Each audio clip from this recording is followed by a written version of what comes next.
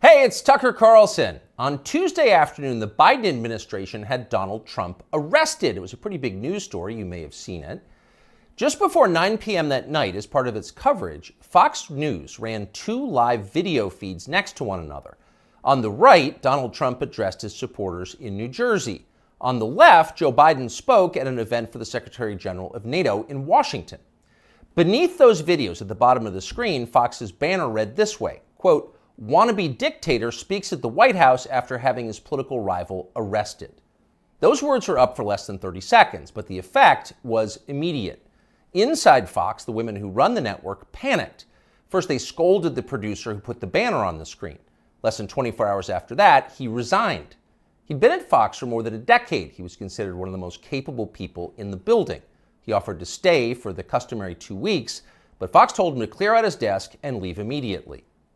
Then the company issued a public apology for the 27-second-long wannabe dictator line. Quote, "The chyron was taken down immediately," Fox's PR department said, and then added ominously it was, quote, "addressed."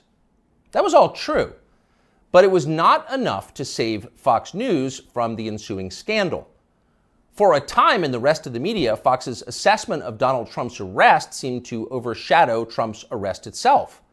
Suggesting that Biden is a dictator, declared the Washington Post, quote, "crossed the line." Alexander Vindman agreed strongly. Vindman is the perennial MSNBC guest and full-time Ukraine promoter you may remember from Russiagate. On Twitter, he demanded that the Pentagon pull Fox News from all military bases. It is, quote, "absolutely unacceptable for American Forces Network to carry programming that directly, spuriously, attacks the Commander-in-Chief of American Armed Forces," Vindman wrote. In other words, Joe Biden must ban all criticism of himself because that's what non-dictators do. John Cusack went further still.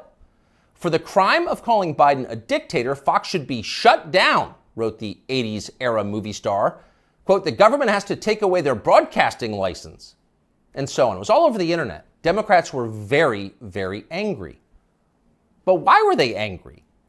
If the banner on Fox was false, why the hysteria? Lies don't seem to bother anyone anymore. If some cable news producer had called Joe Biden a genius or accused him of being secretly Sudanese, would anyone be yelling about it? Would Fox News have apologized for it? Probably not. But calling Joe Biden a wannabe dictator, that stung. So you've got to wonder, if you're being honest with yourself, is Joe Biden a wannabe dictator? That question came up yesterday at the White House briefing. Here's how it went. Last night, Fox News ran a chyron that referred to the president as a wannabe dictator, and I'm wondering if the White House has any comment on that. So look, there are probably about 787 million things that I can say about this that was wrong about what we saw last night, but I don't think I'm going to get into it. There's no comment the White House has on. I think I just commented. Oh, no comment necessary. Of course Joe Biden's not a wannabe dictator. Just because he's trying to put the other candidate in prison for the rest of his life for a crime he himself committed doesn't mean he has a totalitarian impulse. Come on, that's absurd. It takes a lot more than jailing your political rivals to earn the title wannabe dictator. That's the consensus in Washington tonight. And in some ways, for once, the consensus may be right. It is not a small thing to be a wannabe dictator. It's quite a process. There are a lot of steps. First off, there is the money. The one thing that all dictators have in common is they enrich themselves and their families, their tribe, even as the countries they govern grow steadily poorer and more desperate. They take kickbacks from businesses and from other dictators. They use the official functions of their government to funnel cash to themselves. They don't bother to hide the fruits of this. They live in garish mansions with big lawns, far from the teeming cities, even as their own citizens languish in growing poverty, in some cases literally living in tents on the street. So they don't really hide it, it's all pretty blatant. And ordinary people resent it. Of course they do, and wannabe dictators know they resent it, but they don't care. There's nothing the population can do about it in a dictatorship. It's no longer possible to fight injustice in a system like that. People can't gather in large numbers to protest the rule of the dictator. If they try that, they'll be arrested by his state security services, even years after the fact. A visit from men in body armor at the breakfast table. That happens. And if citizens persist in believing they can gather in groups to protest, they may be shot to death, a bullet to the throat. And then, just to make the humiliation complete, to make the lesson gin clear to everyone else watching, their relatives can be arrested for daring to complain that their children were killed for complaining. That actually happens in some places. Ask Ashley Babbitt's mother. Here she is in handcuffs. You're arresting Ashley Babbitt's mother. You murdered her inside the Capitol, now you're going to arrest her? Come out of there. 101, have a transport response. Sidewalk. So don't be like Ashley Babbitt's mother, much less like poor Ashley Babbitt. She's dead now. That's the message a wannabe dictator would send. And by the way, it's not just public protest that would be banned in a dictatorship. You wouldn't be allowed to complain from your own home. Unauthorized opinions expressed on the internet would be censored. Go too far, press too deep, tell too much truth, and they'll just erase your opinions. They have no choice, really. It's a matter, as they say, of trust and safety. You must trust the leader, or else you will jeopardize his safety. Not that you really can jeopardize his safety at this point. The leader has nuclear weapons, and you don't. He'll remind you of that from time to time. And in any case, you're in the process of being disarmed anyway, along with everyone else who has shown questionable loyalty to the leader. Those who support the regime can keep their weapons and use them freely, including on public transportation. That's a core civil right for them.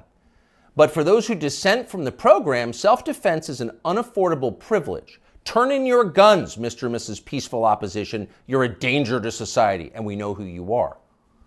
And in fact, the wannabe dictator does know who they are because he knows everything. Technology has made him all-seeing. A report in Wired magazine just this week revealed that the highly non-dictatorial Biden administration is busy tracking the phones of millions of Americans without their knowledge and without bothering to get a warrant. And at the same time, the same non-dictatorial administration is stockpiling a massive trove of damaging information about these same Americans, to be used at some point, we are sure, for entirely noble purposes. So the administration now knows everything: where you spend your days, who you talk to, what you think, your porn habits. Not a big deal. The administration already knows what you buy, of course, because they've leaned on the big banks to turn over your confidential credit card information.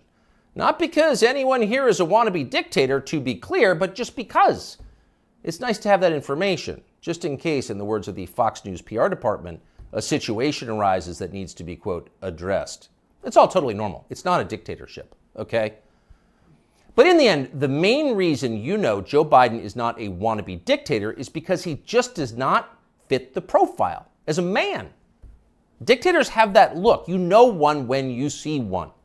Dictators build cults of personality around themselves, and they use those cults to deny the glaringly obvious. In his later years, to name just one example, North Korean dictator Kim Il-sung developed an enormous baseball-sized tumor on the back of his neck. It was huge. It was grotesque. It was right there. You couldn't ignore it. You couldn't possibly not see it. But in North Korea, state media did ignore it. They pretended it didn't exist. And so, in some important sense, it didn't. If a tumor grows on a neck but no one acknowledges it, is it really there? Thankfully, nothing like that is happening in our country or ever will. If Joe Biden ever developed some profound physical or medical problem that was obvious to everybody, journalists would say something. This is not North Korea. We don't have state media here. If Joe Biden was, say, incapable of completing a full sentence, or mistook his sister for his wife, or suddenly started falling down in public for no reason, the New York Times would report on that and then get to the bottom of what was actually happening. That would be its duty in a free country like ours. It's not like they would cover it up. The very idea of a cover-up sounds like a conspiracy theory, a dangerous one, actually, so stop it.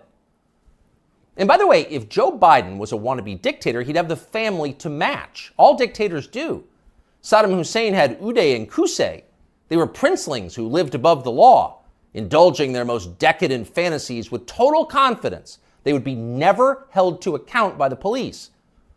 As the sons of a dictator, they knew they could do exactly what they wanted, and so that's what they did.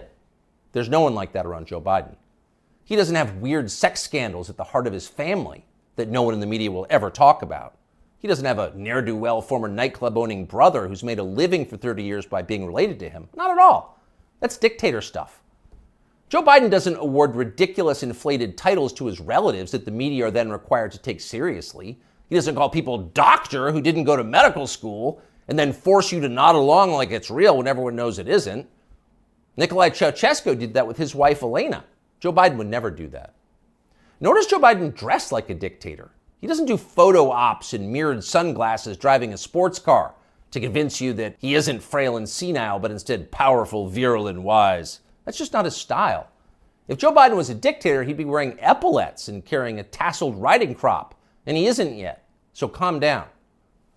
If he was a dictator, Biden's speeches would look like Nuremberg rallies, a blood-red backdrop, armed soldiers by his side, screaming about crushing his eternal enemies. Honestly, Biden did come close to that one time last September at a speech in Philadelphia, but it wasn't in any sense dictatory. It was necessary. As MSNBC assured us at the time, quote, Biden aimed to showcase his faith in the military apparatus and its ability to back the democratic order. See, it was about democracy, not dictatorship. No cause for alarm. He is not a dictator. A dictator would stockpile ammunition for his own bureaucrats, including his tax collectors. He'd redefine the legal code to make disloyalty to the regime the most serious crime. He'd claim dominion over the most intimate parts of his citizens' lives. He'd define what attitudes they were allowed to have about sex and religion and how to raise their families. He would even, in his final grandiose stage of dictatorship, claim ownership of their children. And Joe Biden wouldn't do that. And to prove he would never do that, Biden just this week released this video. These are our kids. These are our neighbors. Not somebody else's kids, they're all our kids. And our children are the kite strings that hold our national ambitions aloft. It matters a great deal how we treat everyone in this country. LGBTQ Americans, especially children, you're loved, you're heard, and this administration has your back. See? Joe Biden isn't saying your children belong to him like a dictator would. He's saying something very different from that. He's saying America's children are, quote, our children. Not his alone, ours. You share your children with Joe Biden evenly, right down the middle, with alternating weekends. You've got joint custody with Joe Biden, and you can thank heaven that you do. A nation is like a family. Every family has a head, a father. That's Joe Biden, our nation's father. And this, ladies and gentlemen, is now his fatherland. Just don't call it a dictatorship, or we'll have to issue a statement disavowing you.